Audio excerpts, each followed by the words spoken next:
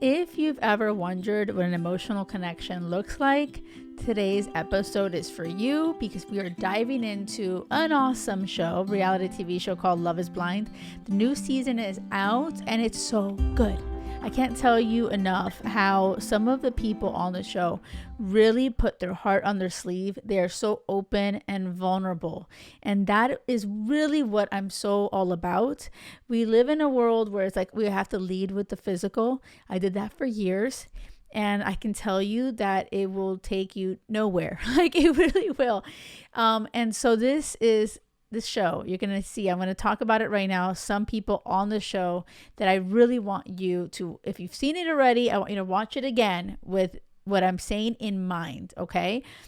Because you really can learn so much about how to navigate a conversation when you're meeting people, okay? I really know that some of us are so jaded. We have our walls up. So you may not even be aware of it, but you may really have your walls up and you may not be connecting, okay, with people. And if you're not being open and vulnerable, if you're not putting your heart on your sleeve, no one is able to really see you, okay? And your person is going to be around you and won't even be able to see you, because if you're not living like that, if you're not living with that intention of like showing up authentically, always yourself, always vulnerable and open. I know so much of the noise that we hear is like, protect yourself, don't let anybody in, they're gonna screw you over. The point is for you to live openly and vulnerably, but also ask questions so you know, okay, this isn't for me, this isn't my person, I'm going to no longer share anything else with this person. Okay. Like, I just feel that so many times we are making these excuses to not really connect emotionally. Okay. So in this show, if you don't know, Love is Blind, you have people connecting on, having a date, but behind walls. So you don't ever see them. You don't see the person you're talking to. You just hear their voice. Okay.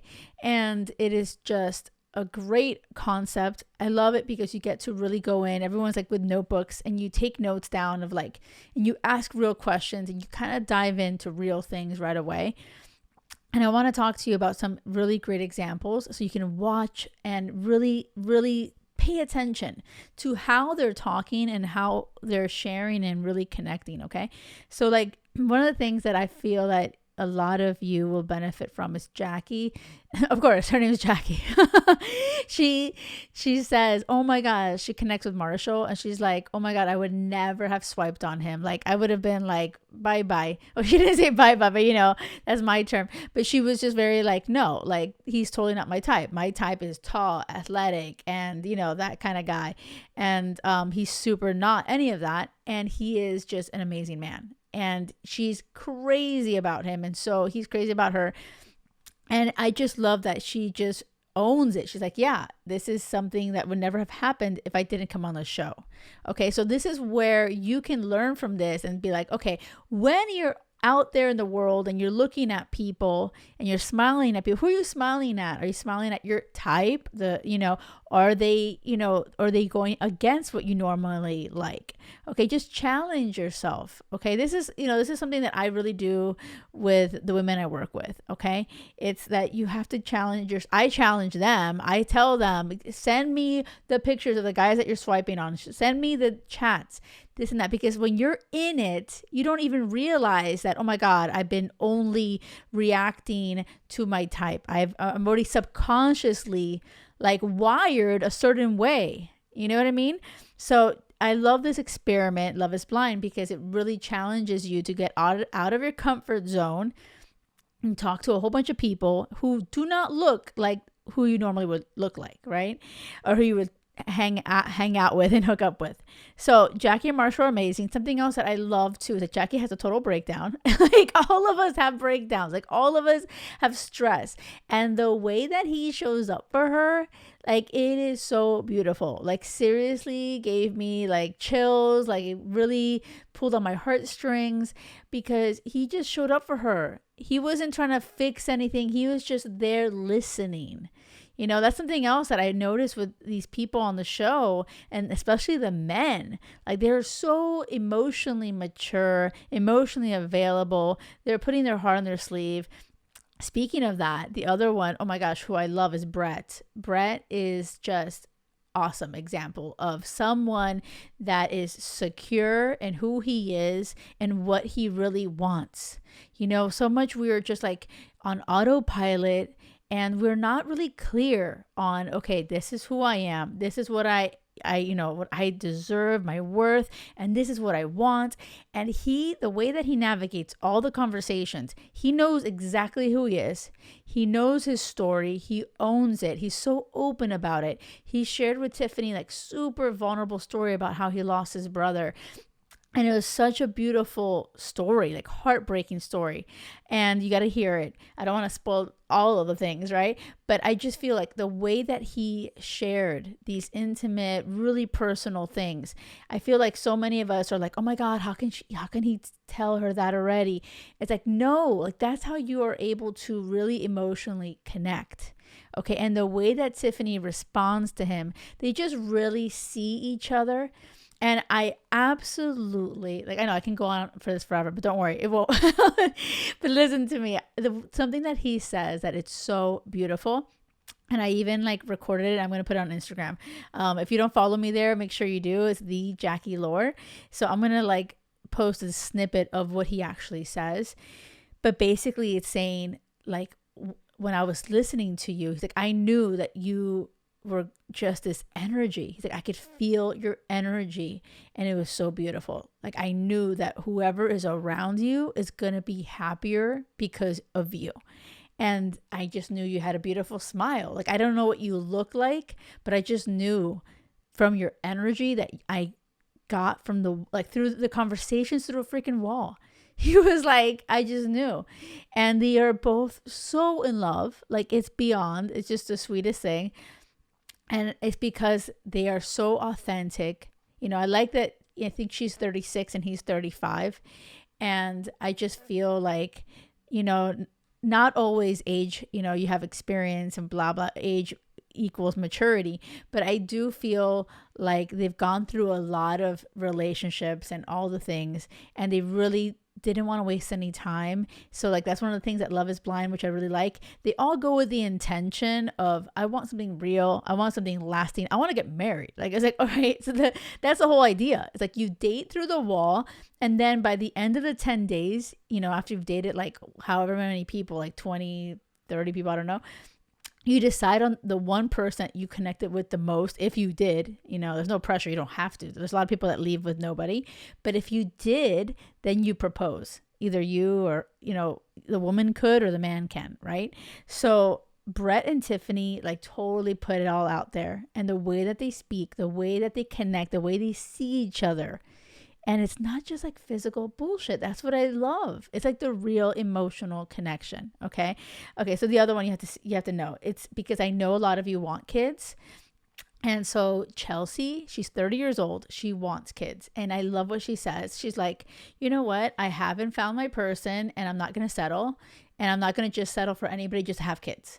She's like, if I don't find my person, then I'm just going to I'm going to have my own kids. Like, I'm going to like, people are doing that. I'm going to like, get with a best friend, and like, we can raise them together, like a little, whatever, a village. Right.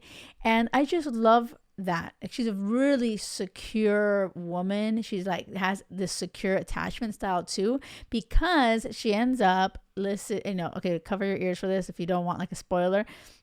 But who she ends up with is Kwame, and he was torn between her and Micah. And the relationship, you have to see this, the way that she navigates when he is a complete idiot. Like he really is. He starts to flirt with what's her face, Micah, even after him and Chelsea, after he chose Chelsea, he starts to flirt with Micah.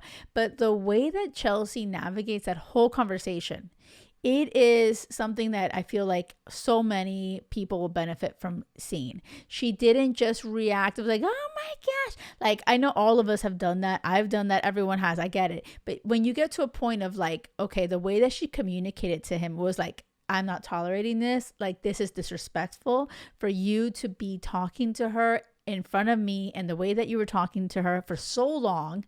and all of this. And it was really flirtatious, and it was really inappropriate, and it was super disrespectful. Like, I completely agree with her. And the way that she communicated that, I was like, hell yes, girl. Because at the end of the day, she doesn't need Kwame. She doesn't need a man. She's like, I want to share my life with someone, right? But I'm not going to do it at the expense of my own happiness. Like, take that in for a second. Seriously. She is so happy on her own. She knows her worth, and she's not willing to sacrifice her happiness. And she's like, wait a second, that was disrespectful. And like, I need to know that you're not going to do this again. And she was like ready to like call it quits. Like, if he is not owning it and understanding it, it's bye time.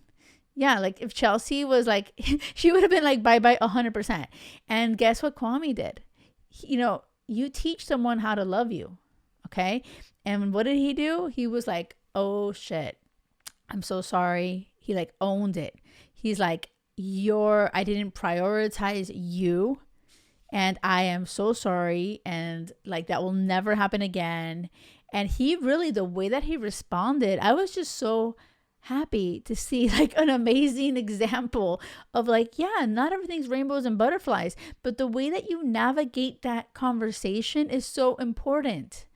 The more secure you are in yourself, the more you don't need anybody, the more you're like, this is what I want. This is what I'm not willing to tolerate. And you're not going to be screaming and, oh my God, like it's just about really communicating that in a really healthy way. Oh my gosh, I absolutely loved it. Now listen, there's like a few more episodes coming out 31st of March, right? And so that's not to say like everything can go to like shit or honestly, who knows? Like Micah might very well, or not Micah, Kwame might mess up. Who knows? I want to see what ends up happening, but I will tell you, you can learn a lot from that. Like you really can. I feel like it's a great example of handling a freaking, oh my gosh, this is a problem. How do I handle it? Okay. Because sometimes we don't even have experience with like how to communicate in a healthy relationship. And oh my gosh, I'm just always so used to tolerating so much bullshit. like for years, all I dealt with was that, right? So it's like, I want you guys to see what that looks like. Okay, and I want you to know one more person that, oh my gosh, I feel like you need to see. Okay, Irina and Zach. Okay, so Zach was torn between Irina and Bliss. And Bliss was 32. Irina was 25. Irina was married twice before. Okay, and I'm just like, Irina's kind of like a hot mess, and I could feel it. I could feel the immaturity, and Zach had the choice, and he ends up choosing Irina. And when he chooses her, it's like bananas time. Like it's like, because she doesn't even want to kiss him. She actually says to him, "You look like a cartoon character." Okay, she's just really immature. She really, even though she said something, which by the way, when she said it, I even recorded on my phone. I was like, oh my God. She's like, I want crazy love. She goes, I want something crazy in love, passion, or nothing at all. She said that. So I was like, oh my God, that's like what I'm all about. Crazy love or nothing. But then when she saw him, she judged him completely. Like, that's not my type. She's like, nope, I'm not attracted to that. She was not, like, she just would not see past like his looks. And then she went out and flirted with this other guy, Paul, and it was just so rude, so disrespectful, so immature. And the way she handled that entire relationship was a total shit show. And that is something you can watch and be like, oh, okay, note to self, never be an asshole like Irina. Seriously. And I love how it leaves off. So stop. You have to see this. And I want you to binge watch Love is Blind. And I want you to see this so you can catch up. The new episodes are going to start soon, right? Like I said, stop everything. Listen, this half season ends with Zach calling quits on this with Irina, saying it's not going to go anywhere. Like, this isn't working, because he was like so all about going all in, finding his wife. He was so intentional, and he's like, I made the wrong choice. So it ends with him sitting in a coffee shop waiting for someone, and Bliss, the other woman who's 32, who was emotionally mature and was totally just the better option for sure for him, walks through. And that's where it leaves off. So I was like, get out of here. We need to watch this. I really hope you guys seriously tune in. Binge watch Love is Blind. The season's really fire. It's awesome. And I really do hope that you guys can see what I'm talking about. I really do. Like, slide into my DMs. I love when you guys are sliding in there. The other thing I want to say too is that as you know, some of you are really serious about finding love, and sometimes you really are ready to like challenge yourself. And so I have only a few, like seriously small handful of openings for private coaching. So if you are really serious about working with a coach that will call you out with love, will give you guidance, real steps to actually make space to meet your person, please reach out to me. I'll leave the link below. I'm so excited and ready to help you. If you're willing to show up for yourself, I will be there. So yes, I will see you next time. And as you're putting yourself out there, okay, do not settle for anything less than crazy love, because it has to be crazy love or nothing.